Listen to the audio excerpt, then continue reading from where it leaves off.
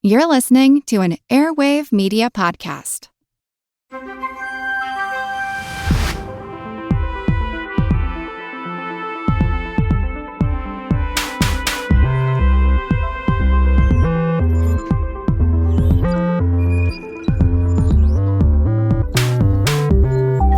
Welcome to Unbiased Science, where we bring scientific method to the madness. We're your hosts, Dr. Steier and Dr. Sarah Scheinman. And today we are going to talk about a topic that affects many, I'd say most of our listeners, menstruation. Very timely as I'm just finishing up my period. I know you all needed to know that. But yes. Thanks, Jess. Oh, did you say thanks, Jess? You are very welcome. You are very, very welcome. We like to set the stage here at Unbiased Science. Yeah. Sorry for the TMI, folks. But we are joined by a very special guest who not only knows quite a bit about the topic, but is doing something to help those who suffer from some menstrual related issues like heavy menstrual bleeding and some other issues that we'll get into. So without further ado, let me introduce our very special guest, Dr. Jackie Maybin. Jackie is a reader and honorary consultant gynecologist at the Center for Reproductive Health at the University of Edinburgh and NHS Lothian. She leads a specialist menstrual disorders service providing both medical and surgical treatments. Her research focuses on developing preventive and therapeutic strategies for problematic menstrual bleeding, with a particular interest in the role of hypoxia and endometrial function. Oh, I have questions about that. Like, what does that mean? Dr. Maybin holds a Wellcome Clinical Career Development Fellowship to investigate these mechanisms. There's so many other things. Briefly, she serves on the editorial boards of several journals, including Reproduction, Journal for Endometriosis and Uterine Disorders, and Physiological Reviews. Additionally, she's the president of the RCOG Blair Bell Society, a member of the Royal Society of Edinburgh's Young Academy of Scotland, and chairs the National Menstrual Clinical Network for the Scottish Government. Holy moly, Jackie. Thank you so much for joining us. Thanks, Jackie, for being here. Oh, thank you for having me. It's great to chat with you both. Okay, so let's just set the stage a little bit here. So every minute somewhere in the U.S., a woman requires a blood transfusion because of her menstruation. By the way, I did not know this. This is wild to me. So heavy menstrual bleeding, which we might shorten as HMB, often involves blood loss so significant that if it was associated with an injury, it would result in a call for an ambulance or a trip to the ER. HMB is reported by 1 in 3 women and is more common than asthma or diabetes in reproductive age women. It causes adverse health conditions like anemia, and it negatively impacts emotional and financial well-being. Girls miss school, women can't go to work, and yet HMB is largely ignored by society, healthcare professionals, and researchers. And the result is that currently women suffer for an average of 5 years before getting help. And we're going to get into it, but Jackie is a part of this amazing program called the Missed Vital Sign, which, and I'm not going to butcher it, but basically tracks some of the parameters associated with menstruation and can help predict and allow us to prevent some of the more severe outcomes associated with heavy menstrual bleeding.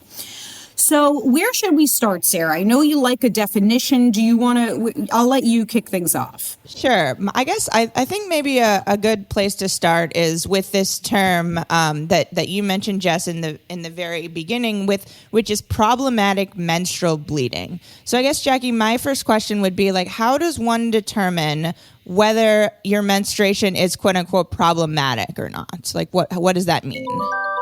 Yeah, great question to start with, but I guess to address what we touched on at the start, heavy menstrual bleeding is really embarrassing. And I think it's something that is embarrassing for women who experience it. If you're flooding through your menstrual products onto a uniform, or you're the woman in the boardroom who can't stand up after a meeting because not only have you flooded through your clothes, but you've probably ruined that lovely white suede chair that you've been sitting on. It's really embarrassing. And I think it's really embarrassing as a clinician as well. It's embarrassing because in my hospital in 2025, we're giving blood transfusions to women, not because they're in a car crash or a victim of a violent crime, but because they're menstruating. And the treatments that we have just aren't good enough. Mm-hmm. And it's also really embarrassing as a scientist because we don't really understand what causes it yet. And because we don't understand the underpinning biology, we don't have good diagnostics, we don't have good treatments. And I suppose it's a call to say that you shouldn't be ashamed if you've got heavy bleeding, but I think it is shameful that we're in a position in this day and age where we're not able to understand it and we're not able to give women the diagnosis and the treatment that they are absolutely crying out for.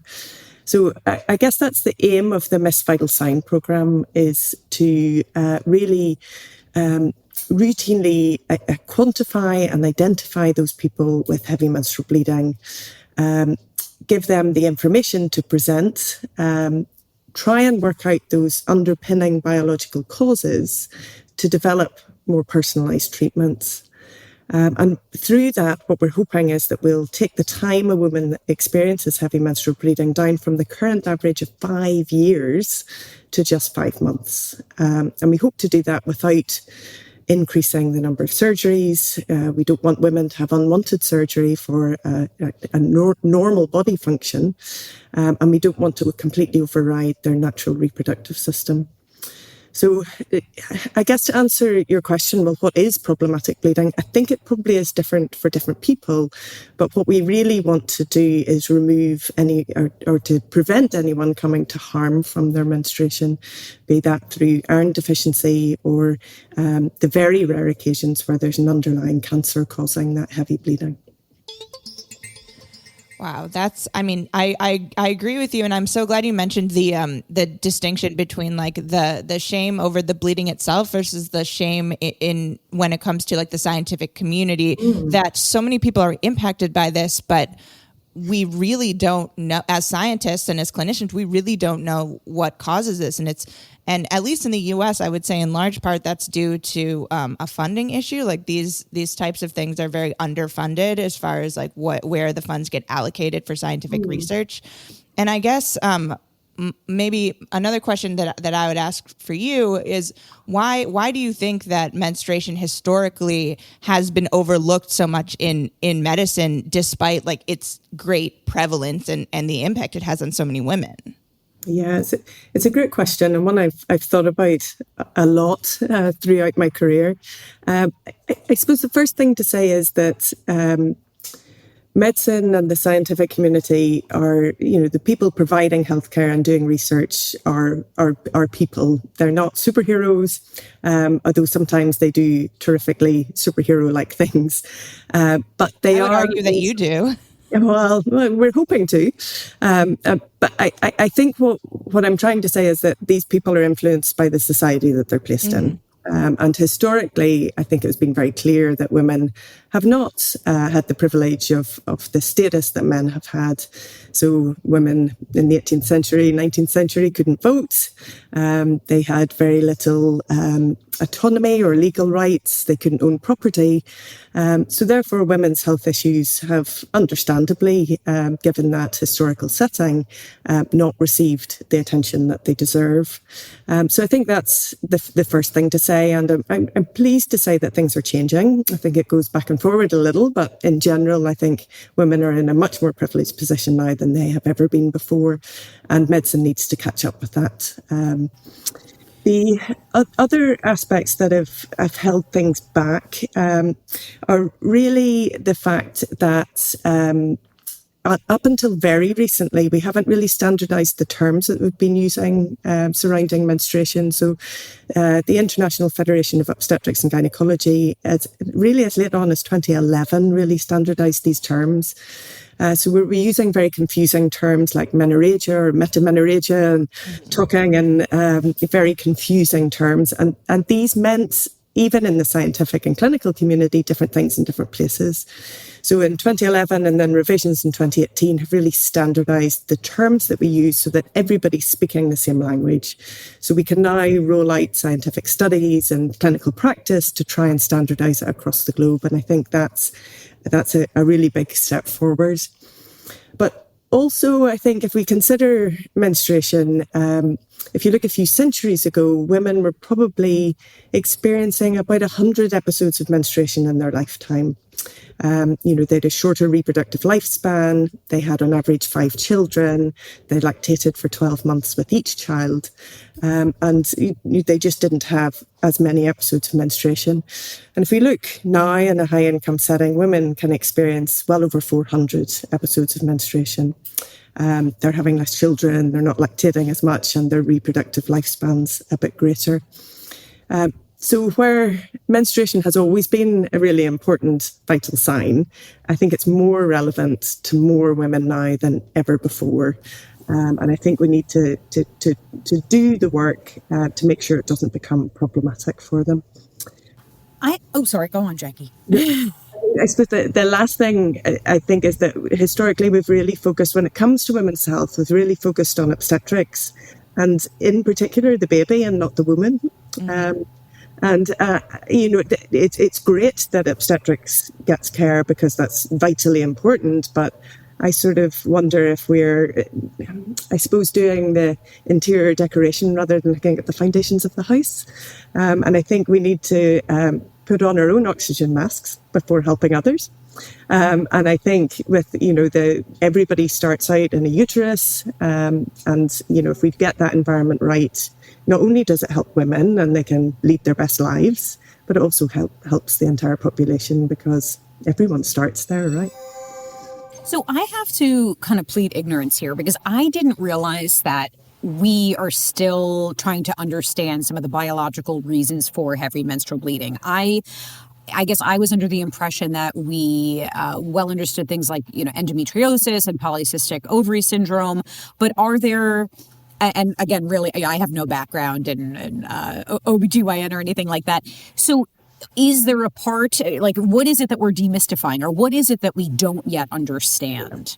Yeah, that's a great question. And what I would say, all of these conditions that you've just named, PCOS, adenomyosis, fibroids, I describe them as associated conditions. So they're conditions that are associated with heavy menstrual bleeding. But many women will have fibroids and not experience heavy bleeding. People will have none of these conditions and still experience heavy bleeding. So what we don't understand yet is it's the lining of the uterus that breaks down and sheds month on month. And it's the sort of underpinning mechanisms that cause the heavy bleeding, regardless of the associated conditions. Perhaps it's different with or without them, but we still don't have a full grasp of what actually causes that lining of the uterus to bleed heavily. And I think until we really define that and pin it down, then what we do is completely override the reproductive system with hormones to treat something that we probably could be smarter about. And if we define the exact problem, then if we target that, hopefully the treatments will be, number one, much more effective, and number two, have fewer off-target effects. So side effects from the hormonal medications, because we're overriding the system. People get problems with mood. They can get a lot of breakthrough bleeding. And perhaps it's, in some instances, a bit of a sledgehammer to crack a nut.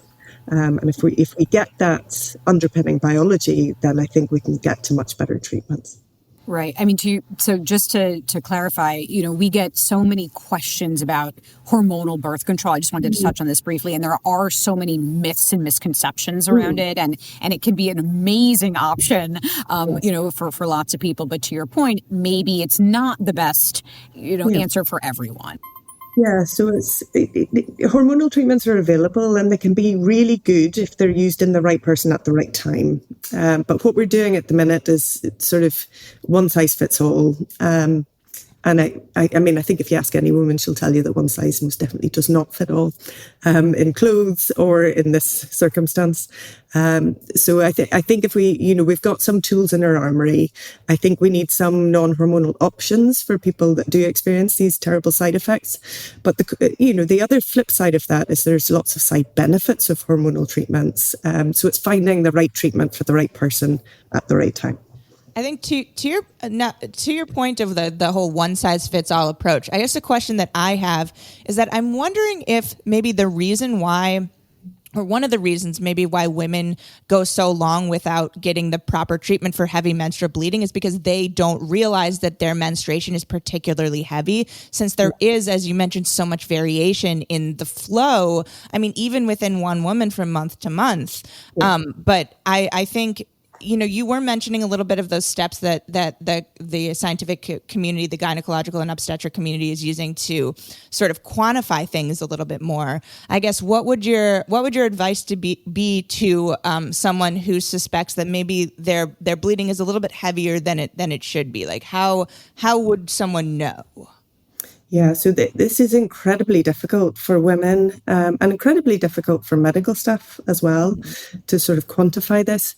I think the big taboo surrounding menstruation means that people normalize it within themselves, within families. So if your mum has heavy bleeding, perhaps you're more likely to have heavy bleeding. But because that's always been the way, sometimes this is how it is and we have to cope with it. And those sometimes are the women that are coming in with the hemoglobin in their boots that need a blood transfusion because they just haven't realized that this isn't what everyone is experiencing. Right. So, I mean, I think currently my advice is that if you feel it's too much for you, if it's stopping you doing your normal activities, then you should seek help for it. But it's not quite good enough. And, one of the first goals of this program that we're running within Welcome Bleep is to really allow us to quantify and identify the people with heavy menstrual bleeding. 50% of women with heavy menstrual bleeding have never sought help for it. Mm-hmm. And 84% who do see their primary care physician feel dismissed.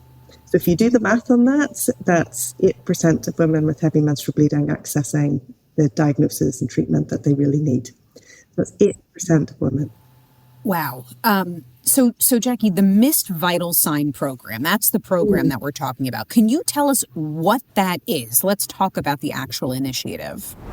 Yeah, so the Missed Vital Sign program is run by Welcome Bleep, and the sort of mission of Welcome Bleep is to get breakthroughs in years and not decades, to really look at that intersection between what is possible and what's really important. And we bring together global teams across different sectors, across boundaries, right across the globe, and really try to get the world experts to work together to improve things. And for us, that's getting this time experiencing heavy bleeding down from 5 years to 5 months.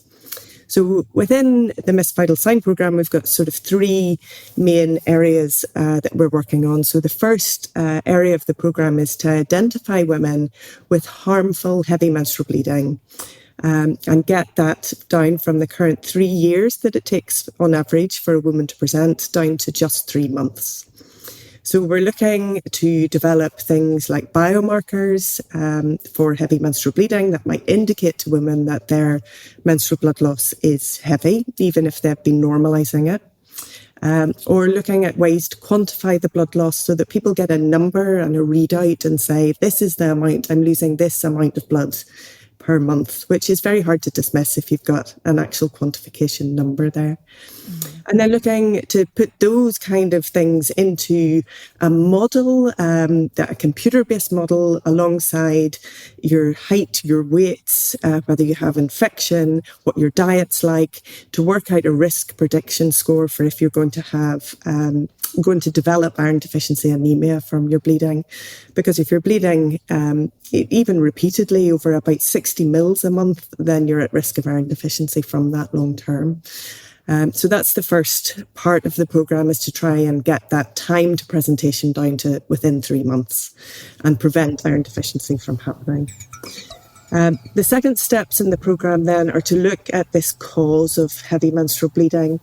Because as I was saying, if we get to the root cause of how the lining breaks down and repairs and what causes it to be associated with heavy bleeding, then we can really start to look at new diagnostics. So perhaps, what if you go to your primary care physician and you say, I've got heavy bleeding and I have quantified it, and they're able to do a point of care test and say, well, you're likely to have fibroids, so let's send you to a gynecologist to see if we can sort that.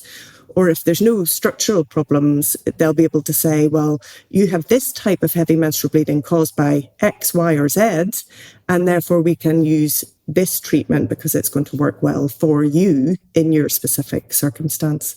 So with that sort of second part of the programme, we're really trying to develop tools to improve the diagnostics and really to revolutionise them, because women currently are taking up to 10 appointments to get a diagnosis of fibroids. 40% of people take 10 appointments to diagnose a fibroid.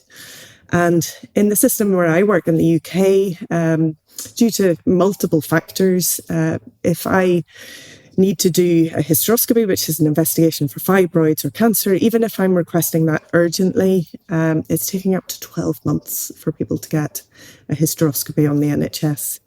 And it's just not good enough. So we need to just really turn things on their head and get women answers much quicker so that then we can get good treatments.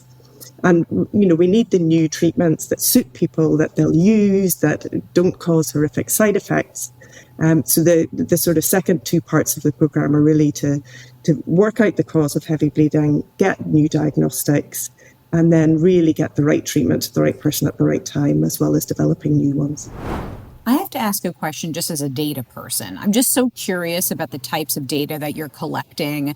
And you made me think about how, I've had my period since I was 14 years old, but it's not like I've ever compared your menstruation with anyone else, right? I'm an N of one. I only know my own, menstrual cycle.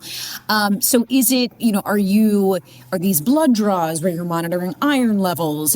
Are you collecting actual period products or, the blood? I'm just so curious. And I don't know if you could speak to any of that. Yeah, well, the program is open for abstracts at the minute. So I can't wait to see what comes through, because I want everyone to come up with ideas that perhaps even I haven't thought of. And I think within Welcome Leap, we've got that flexibility to take on some of these wild and wonderful ideas that might just open up a whole new avenue for us. They might not, but we're willing to take the risk if something sounds like it could potentially work. So, things that we've sort of suggested or signposted within the program, but it's not limited to this, are things like a urine sample or testing menstrual fluids to see if there's a marker there, a pinprick test, a variety of different things, or even a swab from the vagina or elsewhere. It could be as radical as someone scanning the eye to detect if there's a problem. It could be anything, but it needs to be something that's accessible in the community so that you're not waiting on a specialist to get some of these answers, because I think that's where a lot of these delays occur. Those delays are outrageous that you mentioned. Just imagine having to wait 12 months to see a specialist for to diagnose your asthma or diabetes or something like that. This is just an insane amount of time to pass but before someone can even get in to see a specialist. And then you mentioned that there's also, after seeing a specialist, that there's even a delay, 10 appointments you mentioned, where they can actually get a diagnosis of at least for fibroids as an example. Is that? Yeah, so the delays getting access to the tests are huge. And then really disappointingly for many, whenever they do get the tests, tests for the actual underpinning cause of heavy menstrual bleeding don't even exist yet because we don't understand it. Right. So, we're testing for associated conditions. And then, when it comes to treatment, I'm a gynecologist. I do these consultations. I run menstrual disorders clinics. And I'm putting different treatment options in front of the patient, and, they're non-specific, and it's a bit of a trial and error approach because we don't know what's going to happen. So what we do know is 50% of people, when they start a treatment, and let's face it, it's a very small number that we're actually getting to that stage. Right. But when they do start a treatment, 50% of them will switch within a year because it doesn't suit or isn't effective or causes side effects. And then up to 60% of people are actually opting for fertility removing surgery for their menstruation. So going down the route of things like hysterectomy, where we can guarantee that there will be no further bleeding. Right. But what a step to have to take where you're undergoing surgery and removing the uterus to solve the problem. So there's just a real gap there for really good medical treatments that suit women in their daily lives, and that they're willing to use and don't have terrible side effects. I don't know if it's different outside the U.S., but Sarah, I'm struggling. I don't think I've ever been asked about my period, really. Just outside of, are there any issues, just sort of blanketly, but never any questions about, I don't know, maybe I'm mistaken, but the length of my menstrual cycle, or when I've gone in to get a pap smear, at the gynecologist, they ask me are you regular? Right, but what does regular mean? Just exactly. I think that's is that right, Jackie? This is one of the problems, right? Is that there's no way of quantifying. Exactly, Jess. What is regular? I mean, what is heavy? I mean, Jess, you were mentioning we don't sit around with our girlfriends and compare how quote unquote heavy our periods are that. Right. Or I've never been asked how many, let's say I'm a tampon user, how many regular tampons do you go through in a day? There's never been an attempt to quantify. I mean, I think there's just a huge silence over the whole thing. I mean, it's at pretty much every appointment, certainly in secondary care, pulse, blood pressure would be measured. Right. We try to estimate, how often people are asked about their periods, and it's quite difficult to run some of these numbers. But we were looking at less than 10% of all consultations ask about menstruation, and I think from what you've just said, that probably fits quite nicely. And in the UK alone, that's over 100 million missed opportunities every year to ask about periods.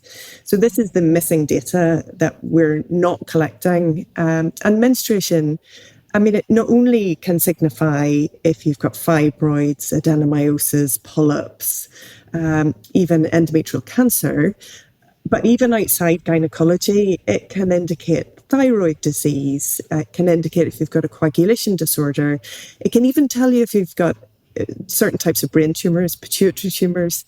So, I mean, we're missing out all of this information that we could be using for scientific research, for clinical diagnosis, and we're just not asking. So it is the missed vital sign, and I think it really does need to be included in routine clinical care, because all those women who are not presenting and with heavy bleeding, they might not monitor things themselves, but if they're at every appointment, even if it's so simple as how are your periods, I mean, that's a start, right?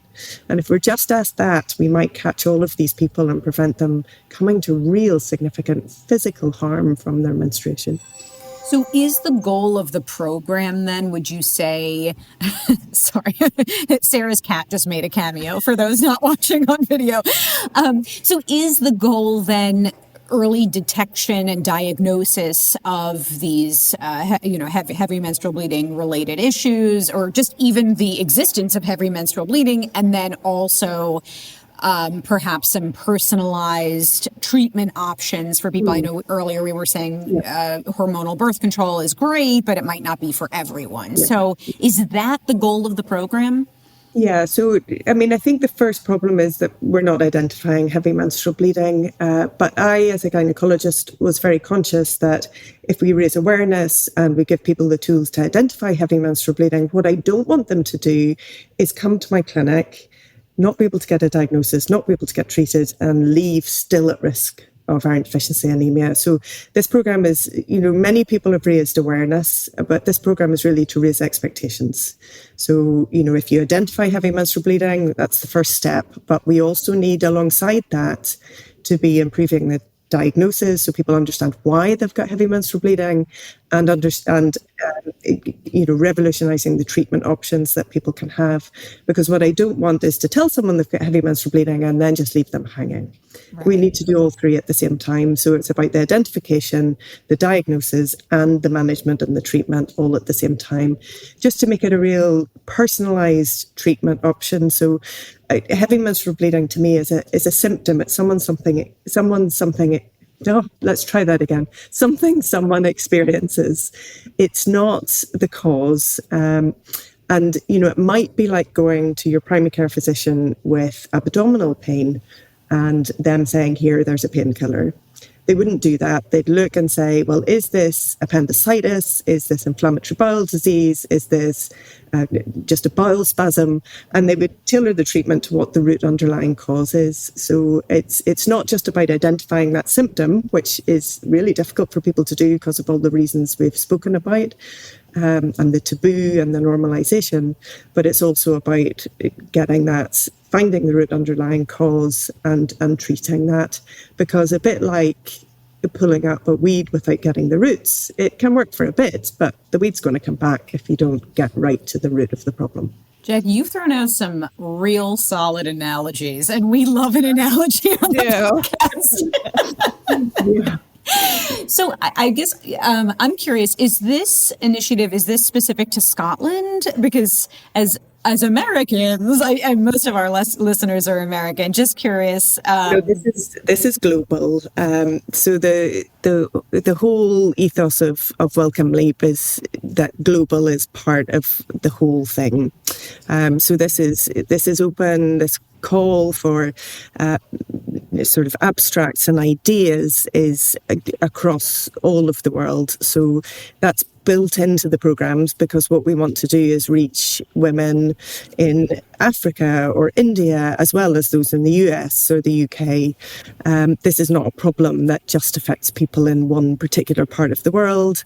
It perhaps affects them differently, and there are different cultures and geographies at play, but this needs to be a global initiative. So we're, really wanting to hear from people across the world, but also across different disciplines and sectors, because in reproductive biology, we've been trying to chip away at this, but perhaps someone with a computing background or a mathematical background or an engineering background will think about it from a different lens. And that's really what we need in this program, is for different experts from different fields to use their technologies, but shine them towards heavy menstrual bleeding to try and find a solution. Because it's not really about, just publishing scientific papers. It's about getting this stuff out into the real world, and really getting it for women in society to benefit from it.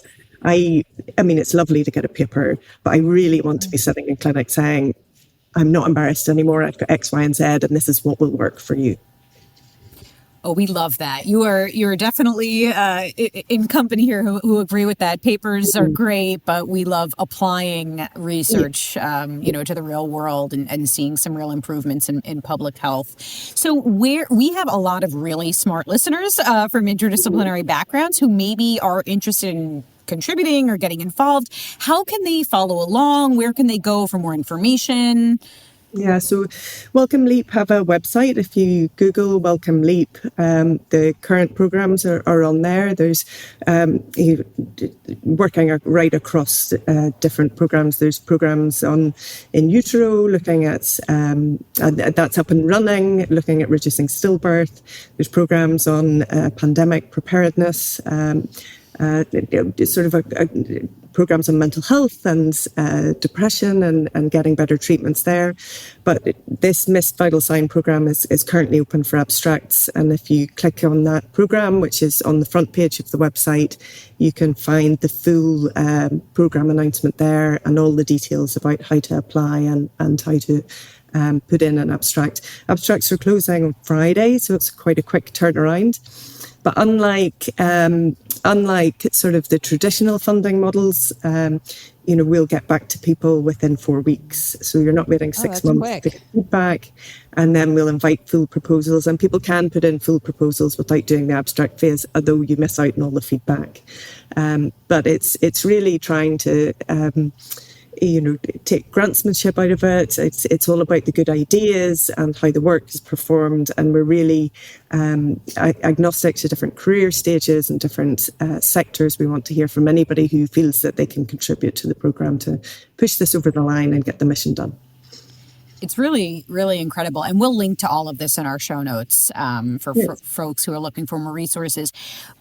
I do have one other question for you. In the interim, to our listeners who get periods, what would you say to them? At what point, what should they tell their OBGYN? Like, at what point should something be a red flag? Like, maybe this isn't quote unquote normal. This is something I should flag for my clinician that might warrant, attention. Yeah, like, how can folks advocate for themselves with regards to this type of thing, in the interim, but before it is that menstruation is integrated fully as a vital sign? Right.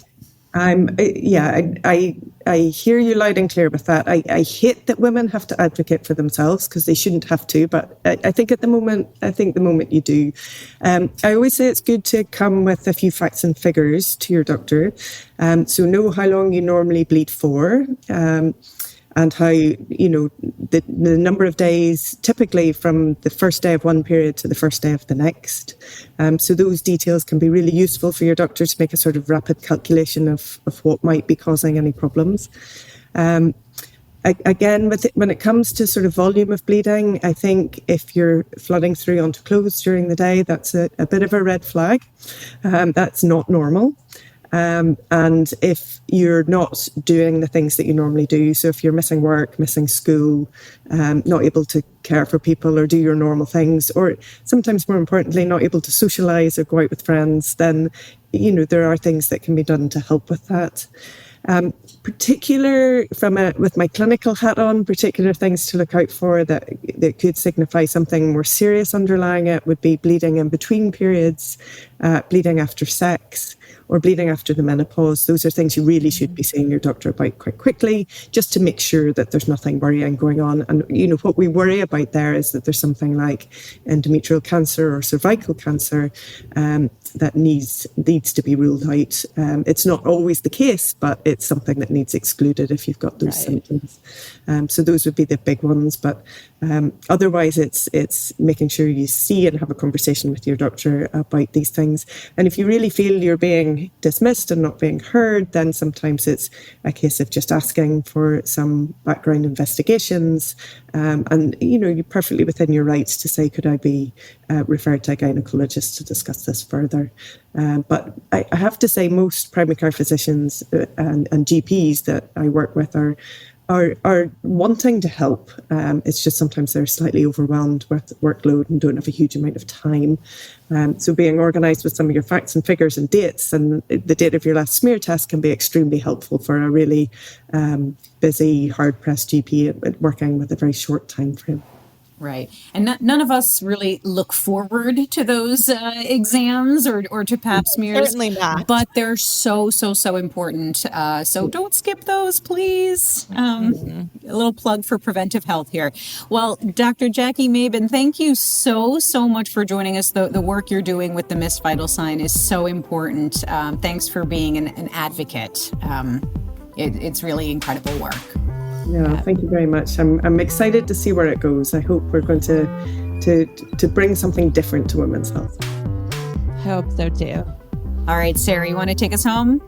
All right, thank you all for tuning in. We hope you learned a thing or two. I certainly did. Join us next week for your trusted source of no nonsense, just science.